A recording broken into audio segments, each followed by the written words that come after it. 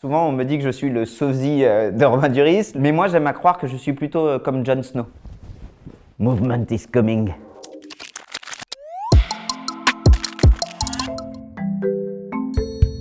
Hey salut, c'est Benjamin Mouvement, je suis sur Melty. Tu aimes le corps humain, tu aimes les blagues et tu aimes comprendre le mouvement, ça tombe bien, je suis là pour te donner des infos et des intox et retrouve toutes les infos dans mon livre. Alors c'est une intox. L'un des facteurs les plus importants pour l'apparition de mal de dos, c'est le fait de rester toujours dans la même position. Je vous invite à vous lever, à bouger et tout simplement à prendre le temps de changer de bonne position. La bonne position, c'est le mouvement. On peut bouger depuis la position assise, mais ça donne l'air d'un con. En fait, principalement, on va avoir des mouvements d'épaule vers l'avant, des mouvements d'épaule vers l'arrière. On va vous regarder bizarrement, mais c'est aussi un bon moyen pour diminuer les douleurs. Info. Ce qui pose problème avec le télétravail, c'est que vous enlevez le trajet pour aller jusqu'à votre lieu de travail, vous enlevez la pause déjeuner. C'est difficile de trouver une limite entre votre temps personnel, vos temps professionnels. Donc c'est là où ça demande beaucoup plus de discipline, de se dire c'est un temps de travail de telle heure à telle heure, de faire du sport et de bouger et de sortir même si on n'a pas vraiment de raison de le faire.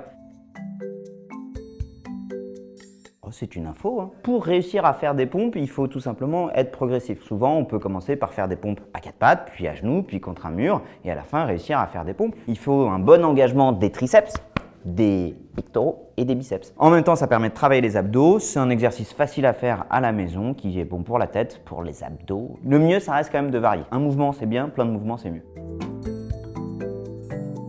Intox, le gainage est bon pour le corps, c'est une bonne solution. Cependant, elle n'est peut-être pas aussi miraculeuse qu'on le prétend. On a souvent tendance à dire que le gainage, c'est la solution 3 en 1. Ça permet de protéger le dos, ça fait perdre du poids et ça renforce les abdos. En fait, on sait que c'est un bon exercice, mais c'est pas non plus miraculeux. Comme d'habitude, le mieux, c'est de varier avec d'autres exercices, par exemple du squat, des pompes, d'aller courir ou de faire tout simplement le sport que vous aimez, car on sait que le meilleur sport, c'est celui que vous faites. C'est une infox. En fait, on sait aujourd'hui que le craquement, c'est complètement neutre. En fait, on sait que c'est juste des bulles de gaz qui s'échappent au niveau des articulations. C'est pas bon, c'est pas mauvais. Cependant, si vous avez besoin de vous faire craquer régulièrement, c'est que probablement vous avez besoin d'aller consulter. En fait, on peut créer une forme de dépendance parce qu'il va y avoir une boucle réflexe de bien-être qui va se déclencher lorsque vous faites craquer et on peut devenir dépendant de ça. Un comportement addictif, quel qu'il soit, c'est jamais la solution. Je pense, ouais. Le principe d'Instagram, c'est de scroller à l'infini. Donc, probablement, au bout d'un moment, on peut avoir des fatigues du pouce. Ce qui va fatiguer le plus, c'est plutôt le cerveau et les yeux. Et si vous voulez vous étirer le pouce, c'est comme ça. Vous étirez les yeux, c'est comme ça. Vous étirez le cerveau, c'est d'aller dormir. Souvent, on me dit que je suis le sosie de Romain Duris, le sosie du chanteur Amir. Mais moi, j'aime à croire que je suis plutôt comme Jon Snow. Attendez, bougez pas. Movement is coming. Intox. Le sport peut parfois déclencher certaines sensibilités. L'arrêt du sport ne fait que gommer le problème et dès que vous allez reprendre le sport, le problème va revenir. Face à une tendinite, l'étirement et le repos ne sont pas efficaces. Pensez plutôt remise en charge progressive pour permettre l'adaptation de vos tendons. Le repos ne fait pas ça.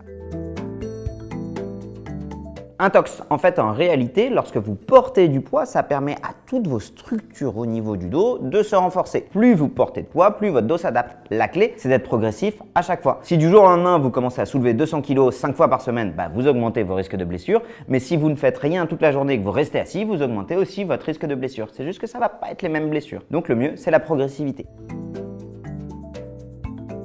Info, en réalité, on le sait, il y a aucun lien entre la mauvaise posture et l'apparition de douleur. Le problème, c'est plutôt d'être assis 8 heures par jour où le dos, il n'aime pas être toujours dans la même position. Donc avoir un dispositif qui va venir te redresser pour certes te donner bonne conscience, c'est complètement inutile parce en réalité, la bonne solution, c'est le mouvement et le mouvement, c'est gratos. Donc garde tes 150 balles, tu peux les dépenser autrement. Par exemple, en t'inscrivant dans une salle de sport et ne tombe pas dans la facilité du marketing de base.